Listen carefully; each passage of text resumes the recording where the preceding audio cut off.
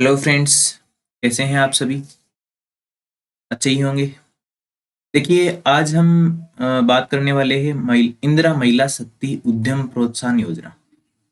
तो इस योजना में क्या है वो हम पूरा समझेंगे। और ये खासकर महिलाओं के लिए योजना है और सरकार इसमें आपको ऋण देगी। ऋण है वो ब्याज मुक्त आपका ऋण होगा लगभग, ठीक है। और देखिए, इसमें 15 लाख तक आपको जो सब्सिडी के रूप में मिलने वाले हैं। 15 लाख तक अगर आप 1 करोड़ का ब्याज लेते हैं, 1 करोड़ का लोन लेते हैं तो आपको 15 लाख तक उसमें माफ कर दिए जाएंगे। तो इसकी क्या योजना है ये हम समझेंगे और उसके बाद में हम देखेंगे कि इसका फॉर्म कहाँ से भरना है। और उसके बाद में कुछ क्वेश्चंस आंसर है वो भी देखेंगे। और पूरा फॉर्म लास्ट तक जैसे मतलब पीडीएफ वगैरह सब इसमें दिखाया जाएगा। और 2-3 प्रोसेस का भी आपको दिखाया जाएगा कि कैसे कैसे ये प्रोसेस होता है, आगे कैसे कैसे बढ़ता है, कैसे इसको सरकार पास करती है, कैसे बैंक वाले पास करते हैं, ठीक है। तो देखिए, थोड़े से हम इसके क्वेश्चंस है वो देख लेते हैं कि ये योजना है क्या एक्चुअल में। तो देखिए, योजना अंतर्गत ये तो रहने देते हैं। ये देखिए, योजना अंतर्गत अधिकतम ऋण राशि क्या है। तो अधिकतम ऋण राशि क्या है? 1 करोड़ रुपए है। और ये 1 करोड़ रुपए किसके लिए है? उद्यम स्थापना हेतु है। व्यापार के लिए है वो 10 लाख रुपए है। और व्यक्तिगत महिला लाभार्थी तथा स्वयं सहायता समूह के लिए है 50 लाख। और 1 करोड़ रुपए ही है महिला स्वयं सहायता समूह संघों के लिए। तो ये हम जैसे फॉर्म भरेंगे तब हमको पूरा ये डिटेल में हमको समझ में आ जाएगा। उसके बाद देखिए, क्या प्रोजेक्ट राशि ऋण राशि से अधिक हो सकती है? तो ये हम आगे समझेंगे। फिलहाल इतना देख लेते हैं कि अधिकतम राशि है वो कितनी? 15 लाख होगी। और योजना अंतर्गत स्वीकृत ऋण राशि का 25% ऋण अनुदान होगा। जैसे मान लीजिए हम ले लेते हैं 10 लाख रुपए, ठीक है। 10 लाख रुपए का ऋण लेते हैं तो यहाँ पे हमको 2.5 लाख रुपए माफ हो जाएंगे, सब्सिडी हमको मिल जाएंगी। और ये सब्सिडी कब मिलने वाली है वो भी देखेंगे। और देखिए, 30% किसको मिलता है? विशेष श्रेणी, विधवा, परित्यक्ता, हिंसा से पीड़ित महिला, दिव्यांग, अनुसूचित जाति तथा अनुसूचित जनजाति के आवेदकों को स्वीकृत ऋण राशि का 30% ऋण अनुदान देय होगा, ठीक है। तो ये सब्सिडी आपको मिलेगी कितनी प्रतिशत? 25%। और अधिकतम कितना? 15 लाख, ये बात है। यानी कि अगर 1 करोड़ है तो 1 करोड़ का तो 2.5 लाख होता है ना,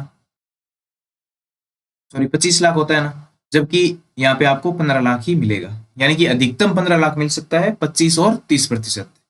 आगे चलते हैं। ऋण अनुदान का लाभ कब दिया जाएगा? तो ये इंपॉर्टेंट चीज है कि ऋण अनुदान का लाभ है वो कब दिया जाएगा।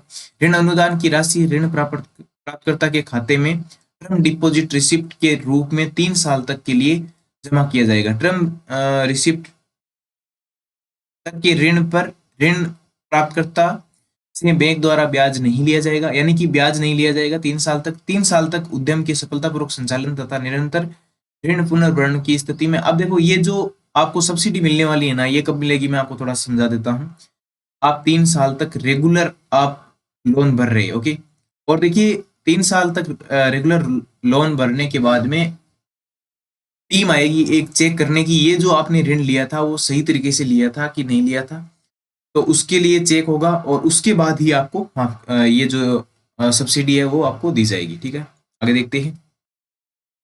आवेदक हेतु शैक्षणिक योग्यता क्या है? तो शैक्षणिक योग्यता कुछ नहीं रखी गई है। आप अगर अनपढ़ भी है तो भी आप ले सकते हैं। ऋण हेतु स्वयं के अंशदान की व्यवस्था क्या है? देखिए, अगर हम 50,000 तक का लोन लेते हैं तो हमको हमारे पास से कुछ भी इन्वेस्ट नहीं करना पड़ता है। अगर हम 50,000 से लेके 10 लाख तक ऋण लेते हैं तो हमें 5% राशि है। यानी कि अगर 10 लाख है तो 50,000 हमें लगाने पड़ेंगे। यानी जो भी हम काम खोल रहे हैं, जो भी हम उद्योग खोल रहे हैं, या जो भी हम सेवा हम खोल रहे हैं कोई भी, तो उसके लिए मान लीजिए हम 10 लाख रुपए बैंक से लोन लेना चाह रहे हैं। तो उसमें सबसे पहली बात तो 2.5 लाख सब्सिडी है।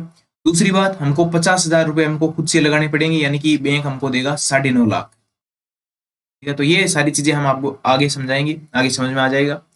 फिलहाल हम देख रहे हैं कि इसमें है क्या क्या, ठीक है। तो आवेदन में दस्तावेज, जो मूल इंपॉर्टेंट बात होती है कि दस्तावेज क्या क्या चाहिए। तो दस्तावेज आपको एक तो मूल निवास प्रमाण पत्र चाहिए, एक आवेदक की फोटो चाहिए, लेकिन फोटो ऑटोमेटिकली वहां पे आ जाएगी, वो भी हम बताएंगे। प्रोजेक्ट रिपोर्ट हमको चाहिए। प्रोजेक्ट रिपोर्ट कब जमा करनी होती है? जब हमारा जो लोन है वो 10 लाख से ज्यादा हो, ठीक है, 10 लाख प्लस हो, तब हमको प्रोजेक्ट रिपोर्ट भी जमा करनी पड़ेगी। और उसके बाद में है शैक्षणिक प्रमाण पत्र यदि हो तो। यानी कि शैक्षणिक प्रमाण पत्र जरूरी नहीं है। और एक मोस्ट इंपोर्टेंट बात है कि आपको शपथ पत्र पे नोटरी करवा के लाना पड़ेगा। वो मैं आपको आगे बताऊंगा कि कैसे नोटरी करवानी है, कहाँ से करवानी है और कैसा वो नोटरी वाला डॉक्यूमेंट होता है, वो आपको डालना ही पड़ेगा, अदरवाइज आपका सेंड बैक आ जाएगा। आगे चलते हैं। ऑनलाइन आवेदन करते समय ध्यान रखने योग्य बातें, तो मोबाइल नंबर है, सॉरी आधार कार्ड से मोबाइल नंबर लिंक होना चाहिए, ये आपको ध्यान रखना है। आगे बढ़ते हैं। क्या योजना अंतर्गत लाभान्वित इकाई का सत्यापन या निरीक्षण होगा? हाँ बिल्कुल होगा। इसमें देखिए, इसमें लिखा हुआ है साफ साफ, हाँ, ऋण वितरण के 3 वर्ष उपरांत विभाग द्वारा उद्यम का निरीक्षण करवाया जाएगा, ये सुनिश्चित होने पर कि ऋणी द्वारा जिस उद्देश्य हेतु ऋण लिया गया है उसे उसी उद्देश्य हेतु उपयोग में लिया जाता है तथा ऋण का पुनर्भरण निरंतर हो रहा है की स्थिति में ऋण अनुदान की राशि बकाया राशि में से कम की जाएगी। यानी कि इसमें क्या है व्यवस्था कि 3 साल तक आप ऋण लगातार भर रहे हैं, तो तीसरे साल के बाद में आपका जो भी बकाया ऋण होता है उसमें से 2.5 लाख आपको माफ हो जाएगा, यानी कि 25% आपको माफ हो जाएगा। ठीक है, आगे बढ़ते हैं। तो अब देखिए, देखते हैं कि हमको फॉर्म भरना कैसे। तो सबसे पहले आपको क्रोम खोलना है या ब्राउजर खोलना है कोई भी, उसमें आपको एसएसओ टाइप करना है। एसएसओ आप जैसे ही टाइप करते हैं तो ये जो आपको फर्स्ट साइट आपको दिख रही है वो आपको देखने को मिलेगी। कौन सी वाली? ये वाली, राजस्थान सिंगल साइन ऑन। जैसे ही आप इस पे क्लिक करते हैं, अब हम शुरू कर चुके हैं कि फॉर्म कैसे भरना है, तो अब आपको ध्यान से देखना है और इसी हिसाब से आपको फॉर्म भरना है। उसके बाद में यहाँ पे आपको एसएसओ आईडी डालनी है, यहाँ पे आपको एसएसओ पासवर्ड डालने हैं और यहाँ पे आपको ये कैप्चा डालना है और लॉगिन बटन पे आपको क्लिक करना है। अगर आपने एसएसओ आईडी और पासवर्ड नहीं बना रखे तो ये इधर रजिस्ट्रेशन वाला ऑप्शन है, यहाँ पर आप देख सकते हैं। और देखिए, एक चीज और बता देता हूँ, ये जो योजना है वो ओनली फॉर राजस्थान के लिए है, ओनली फॉर राजस्थान के लिए है। ओके, अब देखिए, अगर आप नए हैं तो आप रजिस्ट्रेशन यहाँ से कर सकते हैं। कैसे? जन आधार के थ्रू कर सकते हैं और यही इंपॉर्टेंट वे है। तो जन आधार के थ्रू आप कैसे करेंगे? इस पे जैसे ही आप क्लिक करेंगे तो जन आधार नंबर आपसे पूछेगा और उसमें से किस सदस्य की एसएसओ आईडी बनानी है वो पूछेगा और कुछ फॉर्मेलिटीज और है जैसे मोबाइल नंबर है, ये सब आपको डालने हैं। इसके लिए अलग से वीडियो बना देंगे। अब देखिए, फोन फोन से भी आप ये फॉर्म भर सकते हैं। तो ज्यादातर यूजर है वो फोन वाले होते हैं, लैपटॉप वाले बहुत कम होते हैं, पीसी वाले बहुत कम होते हैं। तो फोन से कैसे भरना? तो देखिए, फोन में भी आपको ये क्रोम ब्राउजर आपको दिख जाएगा। इस पे आप जैसे ही टैप करते हैं तो इस टाइप का कुछ खुलेगा। तो वहां पे आपको एसएसओ टाइप करना है। एसएसओ टाइप करते ही आप यहाँ से कोई सा भी खोल सकते हैं, जैसे एसएसओ लिखा है और यहाँ पर आप इंटर करेंगे। तो जैसे ही इंटर करते हैं तो अगले टाइप का इस प्रकार का आपके सामने पेज आएगा। उसमें देखिए राज एसएसओ लिखा होगा, ठीक है। तो इस पे आपको क्लिक करना है और अभी भी क्लिक क्लिक नहीं करना है। अभी आपको एक चीज और करनी है ताकि आपको फॉर्म भरने में आसानी हो। देखिए, जो ये आपको दिख रहा है ना, ये 3 जो लाइन आपको दिख रही है, कौन सी 3 लाइन? ये वाली, देखिए ये वाली। इस 3 लाइन पे आपको क्लिक करना है और आपको डेस्कटॉप साइट पे जाना है, ठीक है। इस 3 पे आप क्लिक करोगे तो इस टाइप का आपके सामने खुलेगा। तो या आपको यहाँ पे जाना है डेस्कटॉप साइट पे, ठीक है। इस पे आपको क्लिक कर देना है। इसमें जैसे ही आप क्लिक करते हैं तो आपको ये डेस्कटॉप साइट वाला नजारा आपको देखने को मिल जाएगा, यानी कि सेम टू सेम वही आ गया, Rajasthan single sign on. Okay, और इसको आप जैसे ही लॉगिन करेंगे तो सेम टू सेम लैपटॉप जैसे ही है, यानी कि आपकी आगे की कार्रवाई है वो सेम टू सेम रहेगी। आपको मोबाइल से भी भर सकते हैं और आप लैपटॉप से भी भर सकते हैं। देखिए, ये लैपटॉप में ये खुल रहा था और मोबाइल में भी ये खुल रहा है सेम टू सेम, ठीक है। अब देखिए, अब हमने क्या कर लिया है, हमने जो हमारा एसएसओ आईडी है वो हमने लॉगिन कर लिया है। ओके, तो लॉगिन कर लिया, तो अब आगे फॉर्म कैसे भरेंगे वो हम देख लेते हैं। तो सबसे पहले आपको ये जो अदर्स ऐप है उस पर आपको क्लिक करना है। जैसे ही आप अदर एप्स पे क्लिक करते हैं तो इस टाइप का कुछ आपको देखने को मिलेगा। ओके, तो अब आपको क्या करना है, ये जो आपको यहाँ पे क्विक सर्च दिख रहा है ना, यहाँ पे आपको लिखना है, क्या लिखना है? INDIRA, इंदिरा लिखना है, ठीक है। इंदिरा लिखेंगे और इंटर दबाएंगे तो आपको इंदिरा से संबंधित ये योजनाएं आपको दिखेगी। उनमें से ये आपको सिलेक्ट करनी है, इंदिरा महिला शक्ति उद्यम प्रोत्साहन योजना। इस पे आप जैसे ही क्लिक करते हैं, इस पे आप जैसे ही क्लिक करते हैं तो आपका ये खुलना स्टार्ट हो जाएगा। Please wait while you are being redirected to, तो ये आपका खुलना स्टार्ट होगा और जैसे ही ये खुलेगा तो आपके सामने इस प्रकार का कुछ पेज दिखेगा। तो आपको क्या करना है, यहाँ पे ऊपर ऊपर ये मेन्यू लिखा हुआ है, इस पे क्लिक करना है और इस पे क्लिक करते ही आपके सामने आएगा नया आवेदन। ओके, तो नया आवेदन पे आपको क्लिक करना है। नए आवेदन पे क्लिक करते ही कुछ इस टाइप से आपको नजारा देखने को मिलेगा। तो यहाँ पे आपको पूरा पढ़ लेना है कि महिलाओं एवं स्वयं सहायता समूह के लिए अब तक की सबसे बड़ी ऋण अनुदान योजना है। व्यक्तिगत महिला उद्यमी अथवा स्वयं सहायता समूह को 50 लाख रुपए तक, और ये मैंने बता दिया कि 1 करोड़ रुपए किनको मिलने वाले, 50 लाख इनको मिलने वाले। ऋण राशि का 25% अनुदान, वंचित वर्ग को 30% तक अनुदान आपका मिलेगा। ओके, तो ये सारी चीजें हैं, ये हम देख लिए हैं। और यहाँ पर ये आपको ध्यान से पढ़ना है कि आवेदन भरने के लिए किस किस बातों का आपको ध्यान रखना है, यानी कि ये दिशा निर्देश है आपके सामने, तो ये आपको पढ़ना है। और वही है, सेम टू सेम 25% है और उनके लिए 30% है। तो ये सारी चीजें हैं। आगे बढ़ते हैं और फॉर्म भरते हैं। तो ये सब करने के लिए आपको क्या करना पड़ेगा, आवेदन भरे पे ओके ओके करना पड़ेगा। तो आप इस पे क्लिक करिएगा। जैसे ही आप इस पे क्लिक करते हैं तो आपके सामने ऐसा पेज खुलेगा, यानी कि सबसे पहले आपको सामान्य विवरण भरना होगा, उसके बाद में आवेदक का विवरण भरना होगा, उसके बाद में आवेदक एवं कार्यस्थल का पता भरना होगा, उसके बाद में आपको प्रस्तावित परियोजना का विवरण भरना होगा, उसके बाद में आपको प्रस्तावित वित्तीय संस्था का विवरण भरना होगा, उसके बाद में वरीयता क्रम आपको भरना होगा, उसके बाद में आपको दस्तावेज अपलोड करने होंगे। ओके, तो ये सारी स्टेप रहने वाली है और बहुत ही आसान है, आप आसानी से फॉर्म खुद ही भर सकते हैं। और इसमें कोई पेमेंट नहीं करना होता है कहीं से भी, सीधा आपका फॉर्म भरा जाएगा और फिर आगे से आगे आपका ये बढ़ता जाएगा। तो चलिए आगे बढ़ते हैं। तो इस टाइप से आप देख लिए होंगे। तो सबसे पहले आपको क्या भरना है, यहाँ से देखना कि व्यक्तिगत महिला उद्यमी है, यानी कि आवेदक का जो प्रकार है वो आपको भरना है। तो व्यक्तिगत महिला उद्यमी ज्यादातर यही होंगे, तो मैं इसी का उदाहरण देके आपको समझा रहा हूँ। और उसके बाद में स्वयं सहायता समूह हो सकते हैं, स्वयं सहायता समूह, क्लस्टर, फेडरेशन, ये हो सकते हैं, फर्म या कंपनी भी हो सकती है। ओके, और देखिए उद्यम का प्रकार क्या है, नवीन है, विस्तार, विविधीकरण, आधुनिकरण, ये सब आपका उद्यम का प्रकार है, हम नवीन भर रहे हैं। और उसके बाद में हमको प्रस्तावित व्यवसाय या गतिविधि हमको चुननी है। इसमें बहुत सारी श्रेणियां हैं, उद्यम की श्रेणी मिलेगी, उद्यम की उप श्रेणी मिलेगी, तो ये आपके अनुसार आपको भरनी है। मैं आपको थोड़ा सा भर के दिखा देता हूँ। जैसे मैंने चूज किया उद्यम और सेवा दोनों, किसमें, प्रस्तावित व्यवसायिक गतिविधि में। ओके, अभी देखिए मैंने उद्यम की उप श्रेणी नहीं भरी है, तो उद्यम की उप श्रेणी से पहले हमको क्या भरना होगा, ये भरना होगा, उद्यम की श्रेणी हमको भरनी होगी। तो उद्यम की श्रेणी, इतनी सारी उद्यम की श्रेणी आपकी मिल जाती है उद्योग और सेवा में। तो ऐसे ही वहां पे 4 और ऑप्शन थे ना, जैसे उद्योग हो गया, सेवा हो गया, व्यापार हो गया, तो इसमें बहुत सारी श्रेणियां आपको मिलेगी। आप अपने अनुसार जो महिला है वो किस काम को करना चाहती है वो आप यहाँ पे भर सकते हैं। तो ये लोन आपको पता चल ही गया होगा कि आप कोई भी उद्योग या उद्योग और सेवा, यानी कि कोई भी बिजनेस आप खोलना चाहते हैं और आपके पास पैसे नहीं है, तो आप सरकार के माध्यम से आप बैंक से ऋण ले सकते हैं। उसमें से आपको 25% क्या मिलेगी, सब्सिडी मिलेगी। ओके, तो देखिए इनमें से आप कोई सा भी भर सकते हैं। जैसे मान लीजिए मैंने डेयरी उद्योग को सिलेक्ट कर लिया। ओके, और नहीं, मैंने कृषि आधारित उद्योग को सिलेक्ट कर लिया, तो यहाँ से आपको इसकी उद्यम की उप श्रेणी भी मिलेगी। तो मैं मान लेती है फल एवं सब्जी पर इसको मैं सिलेक्ट कर लेता हूँ। इसको सिलेक्ट करके, और ये आपको पूरा भरना है और यहाँ पर भी आप लिख सकते हैं। ये भरने के बाद में ये आप अगर वरीयता श्रेणी में, तो यहाँ पे टिक कर सकते हैं, अन्यथा आप क्या कर सकते हैं, आगे बढ़े पे क्लिक करेंगे। ठीक है, आगे बढ़े पे जैसे ही क्लिक करेंगे तो इस टाइप से आपका अगला जो स्टेप है वो खुल जाएगा। अगले स्टेप में आपको कुछ भी नहीं करना। अगले स्टेप में आपको सबसे पहले आधार कार्ड संख्या यहाँ पे भरनी है। जैसे ही आप आधार कार्ड संख्या यहाँ पे भरते हैं, जैसे मान लीजिए कोई आधार नंबर 12 डिजिट का है, वो आप भरते हैं, तो आपको यहाँ से अब इस सही के निशान पे आपको क्लिक करना होगा। जैसे ही आप सही के निशान पे क्लिक करते हैं, आपको एक ओटीपी पूछेगा, फिर आप ओटीपी वेरिफिकेशन दोगे। ओटीपी आपको लगाना है। जैसे ही आप ओटीपी लगाएंगे, यहाँ पे आगे जन आधार संख्या आपके सामने रहेगी, यही प्रोसेस यहाँ पर भी रहेगा, इसको भी वेरीफाई करना पड़ेगा। जैसे ही इसको वेरीफाई करते हैं तो ये नाम वगैरह ऑटोमेटिकली आपके नीचे आ जाएंगे। ये पूरा प्रोसेस है नीचे का, अपने आप आ जाएगा। ओके, तो आपको कुछ भी नहीं भरना होगा, अपने आप सारा नीचे का आ जाएगा पूरा का पूरा। और फिर आपको क्या करना है, अब देखिए यहाँ पे लिखा हुआ है, देखिए विधवा या परित्यक्ता या हिंसा से पीड़ित महिला, दिव्यांग एवं अनुसूचित जाति या जनजाति को 30% तक ऋण अनुदान दे होगा। ओके, तो ये आप देख लेना।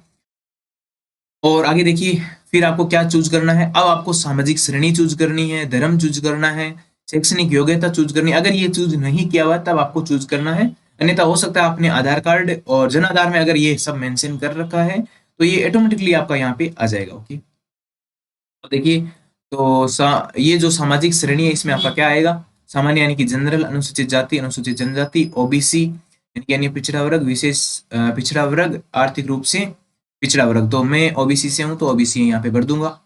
और यहाँ से आपको धर्म चूज करना है, हिंदू है, मुसलमान है, सिख है, ईसाई, ये आप कर सकते हो। ओके, और शैक्षणिक योग्यता आपको चूज करनी है। अगर आप नहीं पढ़े हुए तो साक्षर कर देना, अगर आप 5वीं पास है तो 5वीं कर दो, 8वीं पास है तो 8वीं, 10वीं, 12वीं, स्नातक, स्नातकोत्तर, व्यवसाय संबंधी, यहाँ से आप अपनी पढ़ाई सिलेक्ट कर सकते हैं, और अगर कोई अन्य पढ़ाई भी है तो वो भी आप सिलेक्ट कर सकते हैं।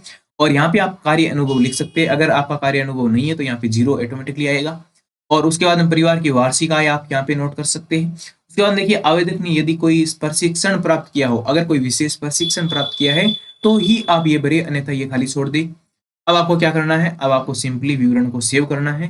तो यहाँ पे अगर कोई डाउट होगा तो वो आपको डायलॉग के माध्यम से दिखा दिया जाएगा, अन्यथा आपका विवरण सेव हो जाएगा और आप ऑटोमेटिकली आगे बढ़ जाएंगे। ओके, तो देखिए आगे हमको क्या भरना है, आवेदक एवं कार्यस्थल का पता भरना है। तो कुछ चीजें आपको यहाँ पे ऑटोमेटिकली भरी हुई नजर आएगी और कुछ चीजें हमको भरनी है, तो ये आप आराम से भर दोगे मेरे अंदर से। राज्य भरना है, जिला भरना है, तहसील, शहरी हो या ग्रामीण हो ये भरना है, ब्लॉक भरना है, ग्राम पंचायत भरना है, ग्राम भरना है, और पता भरना है पूरा का पूरा। यहाँ पे पता लगा देना है आपका जो भी आधार कार्ड में मेंशन है। फिर आपको पिन कोड भरना है, फिर आपको फोन नंबर भरना है, ये आप छोड़ सकते हैं खाली, ये भरना मोस्ट इंपोर्टेंट, ध्यान रहे। मोबाइल नंबर आपको भरना जरूरी है। इसी मोबाइल नंबर पे आगे से मैसेज वगैरह आएंगे, यानी कि आपका जो ये योजना है ये कहाँ तक पहुंच चुकी है, किस स्तर तक आपका वेरीफाई हो चुका है, तो ये मोबाइल नंबर आपको भरना जरूरी है, कंपलसरी है। आगे बढ़ते हैं। अब देखिए आगे लिखा है कि यदि स्थायी पता वर्तमान पते के समान है। अब आपको क्या भरना है, स्थायी पता भरना है, और हमने वर्तमान पता ऊपर भर दिया। तो अगर आपका सेम है तब तो आप यहाँ पे क्लिक करिए, अदरवाइज इसको भी आप भर दीजिए। ऐसे ही आपको नीचे भी दिखाई देगा, यदि कार्यस्थल का पता वर्तमान पते के समान है तो ये भी आप टिक कर सकते हैं, नीचे ऑटोमेटिकली भर जाएगा। अब आपको क्या करना है, अब आपको विवरण को सेव करना है फिर से। जैसे ही आप विवरण सेव करते हैं तो आप फिर से अगली स्टेप पे चले जाएंगे, प्रस्तावित परियोजना का विवरण। और ये स्टेप मोस्ट इंपोर्टेंट है, यानी कि हमको पूरा विवरण देना है कि हमको पैसे लगाने कहाँ कहाँ पर है और कितनी जो राशि है वो हम ले रहे हैं। प्रस्तावित परियोजना का विवरण आपको यहाँ पे भरना है। प्रस्तावित परियोजना प्रस्ताव राशि आपको संक्षिप्त में यहाँ पे लिखनी है। तो सबसे पहले आपको बताना है कि पूंजीगत जो ऋण है, टर्म लोन है, वो कितना है, यानी कि स्थायी संपत्ति हेतु तथा मशीनरी फर्नीचर, यानी कि मान लीजिए हम कोई उद्योग खोलने के लिए मशीनें खरीद रहे हैं, फर्नीचर खरीद रहे हैं, इलेक्ट्रॉनिक उपकरण खरीद रहे हैं, तो ये एक स्थायी शुल्क हो गया, यानी कि एक बार खर्चा है उसके बाद में खर्चा नहीं है। तो ये आपको यहाँ पे भरना है कि इसके लिए आप कितना खर्चा लगाने वाले। उसके बाद में है कार्यशील पूंजी, वर्किंग कैपिटल, वेतन, मजदूरी, कच्चा माल एवं अन्य दैनिक खर्च, है ना। तो ये आपको पूछ रहे हैं कि कार्यशील, यानी कि इस काम को पूरा करने के लिए रोजाना आपको कितने रुपए लगेंगे, यानी कि महीने टू महीने आपको कितने रुपए लगेंगे, वो यहाँ पे आपको भरना है। और ये एक बार के लिए आपको भरना है, यानी कि कितना ऋण आपको मिलने वाला है। तो यहाँ पे कुल राशि आ जाएगी, जैसे मैं आपको भर के दिखाता हूँ। तो देखिए मैंने यहाँ पे 7 लाख भरा है, यहाँ पे 3 लाख भरा है, और ऑटोमेटिकली यहाँ पे आ गया 10 लाख। अब ध्यान देना है कि यहाँ पे अगर 7 लाख भरा है तो नीचे ये राशि मिलनी चाहिए आपकी 7 लाख। ओके, तो नीचे भी हम भर के दिखाएंगे। तो देखिए नीचे क्या आया है, स्थायी शुल्क का हमको विवरण हमको देना है। तो वो हम कैसे देंगे देख लेते हैं।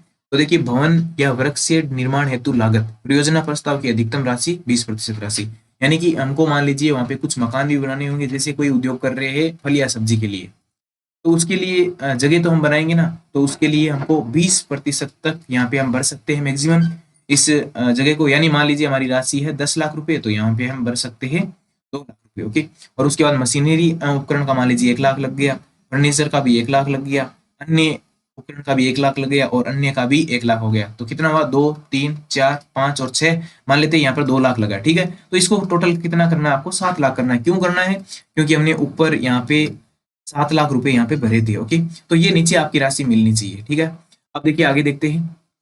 तो ये मैंने भर दिया है 2 लाख, 1 लाख, 1 लाख, 2 लाख, 1 लाख, तो ये टोटल हो गया आपका, ऑटोमेटिकली ये नीचे आ जाएगा 7 लाख। आगे बढ़ते हैं। आगे आपका है उत्पादन में प्रयुक्त सामग्री। तो ये सामग्री आपकी कितनी होगी, ये भी हम विवरण पूरा भरना है आपको। तो ये आपका क्या है कि कच्चा माल है ना, उसके लिए आपको कितने रुपए लगेंगे। उसके बाद में है कुशल श्रमिक या कर्मचारी कितने हैं, अकुशल श्रमिक, यानी कि कितने वर्कर आपके यहाँ पे काम कर रहे हैं और उनको कितनी राशि आपके द्वारा दी जा रही है पर मंथ, तो वो आपको यहाँ पे सिलेक्ट करना। देखिए यहाँ पे लिखा हुआ है प्रति माह, तो यहाँ पे प्रति माह आपको राशि सिलेक्ट करनी है।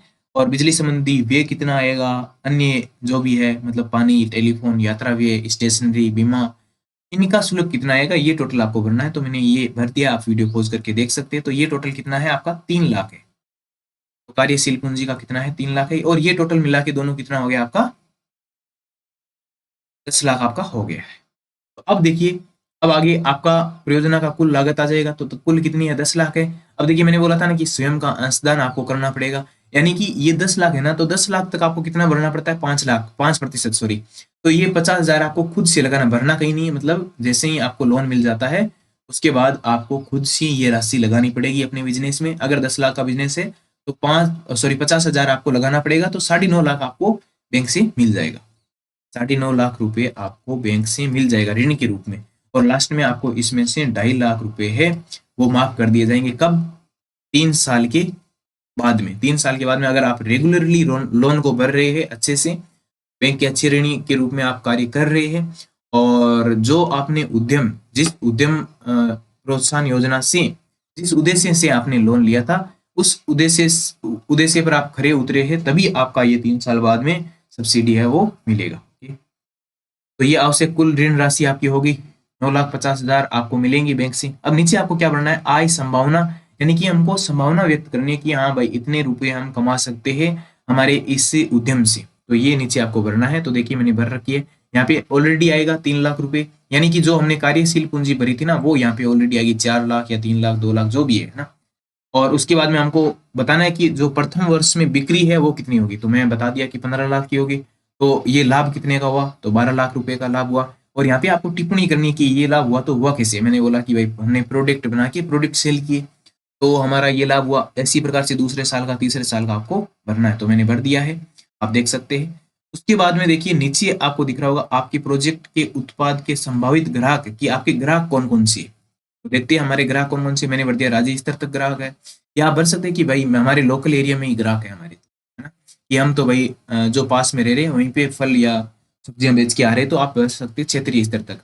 यहाँ पे आपको क्या देना नीचे, अपने आवेदक के पक्ष में कथन, यानी कि आप इसमें लिख सकते हैं कि आप कैसे कमाने वाले हैं, आपका जो प्रोजेक्ट का जो है मतलब वो क्या है आपका, तो वो यहाँ पे आप लिख सकते हैं। आप किस आधार पर मानते हैं कि आपका उद्योग चलने और लाभकारी होने की संभावना है, यानी कि आपने क्या अनुमान लगाया भाई कि आपका जो उद्यम है वो सक्सेसफुली रन करेंगे। तो यहाँ पे आपको थोड़ा बहुत विवरण आपको डालना है। अधिकतम शब्द सीमा आपकी 1000 हो सकती है, तो यहाँ पे आप विवरण डाल देना। उसके बाद में आपको क्या करना है, विवरण सेव करना है। जैसे ही विवरण सेव करते हैं तो आगे आप बढ़ जाएंगे प्रस्तावित वित्तीय संस्था का विवरण की ओर। तो यहाँ पे आप बैंक, सीडीबी या आप आरएफसी यहाँ पे सिलेक्ट कर सकते हैं, तो मैंने बैंक सिलेक्ट कर दिया है। और अब देखिए नीचे बैंक का ऑप्शन आ जाएगा। वित्तीय संस्था का जिला आपको चूज करना है, तो मैंने मान लीजिए चित्तौड़गढ़ चूज कर लिया है, और नहीं सॉरी चूरू में हमने चूज कर लिया है। तो आपको यहाँ पे लोडिंग वगैरह आएगा और वित्तीय संस्था का फिर हमको देखना है। तो आपको यहाँ पे वित्तीय संस्था का चुनाव करना है, और यहाँ पे आप सिलेक्ट कर सकते हैं। जैसे मान लीजिए आपके पास का कोई शहर है, जैसे मेरे पास का है सुजानगढ़, है ना, तो यहाँ पे मैं सुजानगढ़ जैसे ही डालूंगा तो सुजानगढ़ की सारी बैंकें यहाँ पे आ जाएगी। ओके, तो ये भी मैं आपको करके दिखा देता हूँ। जैसे मैंने देखिए सुजानगढ़ हमने डाल दिया है, तो यहाँ पे सुजानगढ़ की सारी बैंकें आ चुकी है, जैसे बैंक ऑफ बड़ौदा भी आ चुकी है, और भी बहुत सारी बैंकें यहाँ पे आ सकती है। स्टेट बैंक ऑफ इंडिया आ गया, यानी कि इसका जो एड्रेस है मैंने वो क्या होगा, आपका होगा सुजानगढ़। तो आप ये कोई भी सिटी आप चूज कर सकते हो। ओके, तो मैंने एक बैंक लिया है, एसबीआई बैंक है बिदासर का, वहां का हमने ले लिया, तो ये ऑटोमेटिकली नीचे का भर जाएगा। अगर आपने ये बैंक सेलेक्ट कर लोगे तो ऑटोमेटिकली आपका भर जाएगा। अगर मान लीजिए गलती से आपने सिलेक्ट कर लिया है तो आप फिर से डिस्ट्रिक्ट चूज करिए, फिर से बैंक चूज करिए, ये वापिस फिर से हो जाएगा। ओके, और ये क्या है, प्रथम वित्तीय संस्था का विवरण, यानी कि हमारा पहला ऑप्शन ये है कि भाई पहली पोत तो हमको इसी बैंक से देना है। अगर इस बैंक में नहीं मिलता है तो हम सेकेंडरी हम भरेंगे विकल्प। ओके, तो ये दो विकल्प के रूप में आपको यहाँ पर भी वही तरीका है, बैंक भरनी है पूरी की पूरी, तो ये आप फॉर्म भरेंगे तो आपको पता चल जाएगा। तो मैंने यहाँ पर एक AU small financial bank limited है वो मैंने यहाँ पे भर दिया। ओके, आगे बढ़ते हैं। तो अभी आपको भर के क्या करना है, विवरण सेव करना है, वही आपका प्रोसेस रहेगा, विवरण सेव करना। जैसे ही आप विवरण सेव करते हैं तो आप आगे वरीयता क्रम वाले ऑप्शन पे पहुंच जाएंगे। तो यहाँ पे कुछ बिंदु है वो आपको ध्यान से पढ़ना है, और एक बात आपको ध्यान रखना है, अगर यहाँ पे कुछ आप फाइल अपलोड करते हैं तो वो 1 MB की फाइल होनी चाहिए, यानी कि 1 MB से कम होनी चाहिए, 1 MB से ज्यादा नहीं होनी चाहिए। यहाँ पे आप इमेज डाल सकते हैं, पीडीएफ डाल सकते हैं। तो वरीयता क्रम क्या होता है, वरीयता क्रम का मतलब है कि पहले इनको वरीयता दी जाएगी, यानी कि पहले इन्हीं लोगों को लोन उपलब्ध करवाया जाएगा। तो ये आप पूरा भर सकते हैं, पढ़ सकते हैं आराम से। और अगर इनमें से कुछ भी आपके सामने है तो यस और नो में यहाँ पे दे सकते हैं। डॉक्यूमेंट अपलोड करना जरूरी नहीं है, तो इनमें से कम आपको एक तो करना ही होगा। ओके, तो मैंने यहाँ पे 2P11 और जो P15 इसमें यस लिख दिया। मैंने डॉक्यूमेंट अपलोड करना उचित नहीं समझा क्योंकि मेरे पास इनके डॉक्यूमेंट नहीं थे। तो आप भी चाहते हो कि यहाँ पे नहीं भरना तो नहीं भरना, ठीक है। आगे देखिए, क्या आवेदक का उद्यम निर्यात संभावना युक्त है, मैंने बोल दिया यस।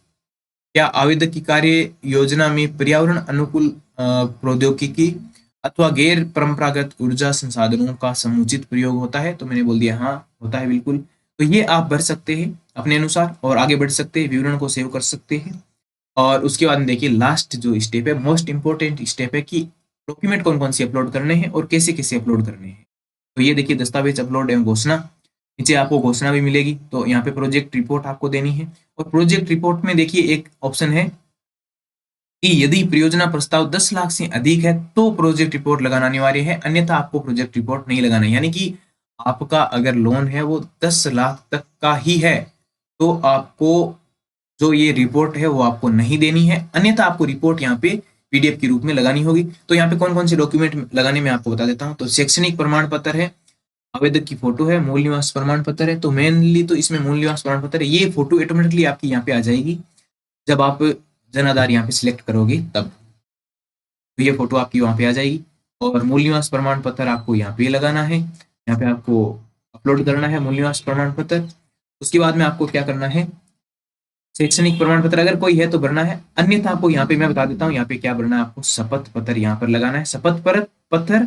और यहाँ पे कोई भी एज का प्रूफ भी आपको लगाना है, क्योंकि 18 प्लस आपकी वो महिला है वो होनी चाहिए। तो वो कैसे लगाएंगे वो आगे बताता हूँ मैं। तो ये आपने पढ़ ही लिया होगा।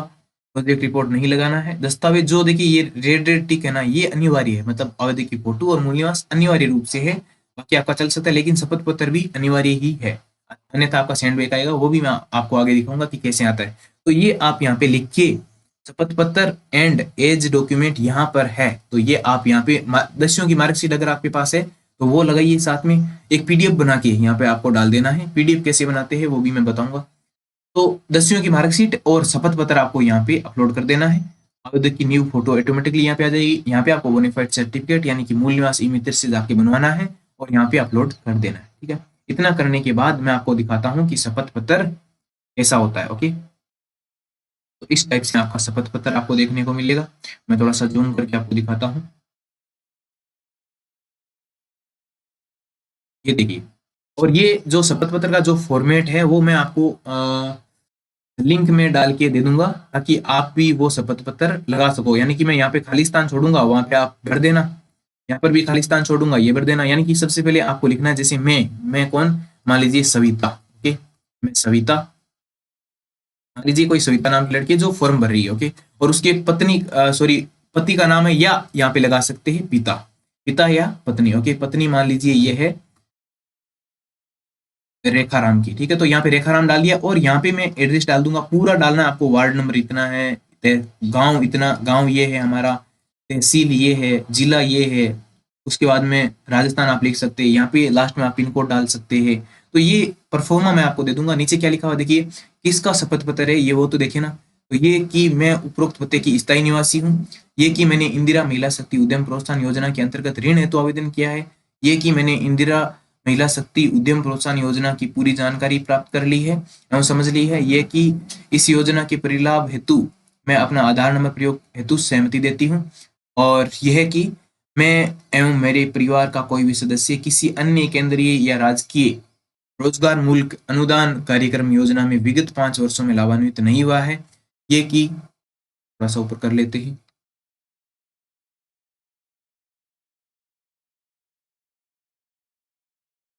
ये कि मैं एवं मेरे परिवार का कोई भी सदस्य किसी वित्तीय संस्था या बैंक का डिफॉल्टर दोषी नहीं है, ये कि मेरे द्वारा आवेदन पत्र में उपयुक्त विशिष्टियां मेरी जानकारी और विश्वास के अनुसार सही है। यदि कोई सूचना भविष्य में गलत पाई जाती है तो इसकी संपूर्ण जिम्मेदारी मेरी स्वयं की होगी, किस जिस बाबत मेरे विरुद्ध उचित कार्रवाई की जाए। उसके बाद में आपको यहाँ पे डेट लगाना है, और जैसे यहाँ डेट लगाते हैं थोड़ा सा आगे बढ़ते हैं तो नीचे देखिए यहाँ पे आपको लिखा मिलेगा प्रमाणीकरण, यानी कि आपको अपने नजदीकी नोटरी स्थान से जाके नोटरी आपको करवानी है। ये मोस्ट इंपोर्टेंट चीज है। आपका पैसा यहीं पे एक तो नोटरी कराने में खर्च होगा, और अगर आपका मूल निवास नहीं बनाया हुआ है तो मूल निवास में खर्च होगा, और यहाँ पे ये नोटरी कर देगा 30-40 रुपए में या 50 रुपए में, या हो सकता है आपके हिसाब से जो भी वहाँ पे नोटरी का पैसा ले रहा है वो आपका पैसा यहाँ पे लेगा। ओके, तो यहाँ पे आपको हस्ताक्षर करवाना है शपथ ग्रहीता का, और नीचे भी हस्ताक्षर करवाना है, दोनों जगह हस्ताक्षर, और ये आपका नोटरी वाला कर देगा। और ध्यान रहे ये 5 रुपए वाले जो 2 टिकट है ना, ये आपको लगानी कंपलसरी है।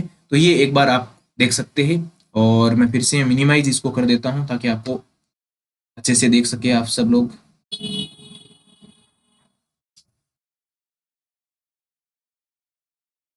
तो ये देख लीजिए।